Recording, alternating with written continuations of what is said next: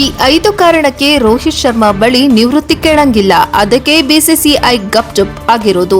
England ವಿರುದ್ಧದ Lord's ಏಕದಿನ ಪಂದ್ಯದಲ್ಲಿ 138 ರನ್ಗಳ ಸ್ಫೋಟಕ ಇನ್ನಿಂಗ್ಸ್ ಆಡುವ ಮೂಲಕ team India star Rohit Sharma ತಮ್ಮ ನಿವೃತ್ತಿಯ ಬಗ್ಗೆ ಕೇಳಿಬರುತ್ತಿದ್ದ ಟೀಕೆಗಳಿಗೆ ಉತ್ತರಿಸಿದ್ದಾರೆ. ಈ ಪಂದ್ಯಕ್ಕೂ ಮುನ್ನ ಇದು ರೋಹಿತ್ ಅವರ ಕೊನೆಯ ಸರಣಿ ಎಂಬ ಮಾತುಗಳು ಕೇಳಿಬಂದಿದ್ದವು. ಆದರೆ ಹಿಟ್ ಮ್ಯಾನ್ ಆಟ ನೋಡಿದರೆ ಅವರು ಇನ್ನೂ ಸುದೀರ್ಘ ಕಾಲ ಆಡುವ ಎಲ್ಲ ಲಕ್ಷಣಗಳು ಕಾಣಿಸುತ್ತಿವೆ. ವಿಶ್ವಕಪ್ನಂತಹ ದೊಡ್ಡ ವೇದಿಕೆಯಲ್ಲಿ ರೋಹಿತ್ ಶರ್ಮಾ ಪ್ರದರ್ಶನ ಅದ್ಭುತವಾಗಿದೆ.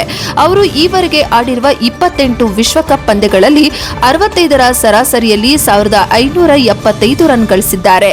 ಇದರಲ್ಲಿ 7 ಶತಕ ಮತ್ತು 3 ಅರ್ಧಶತಕಗಳು ಸೇರಿವೆ.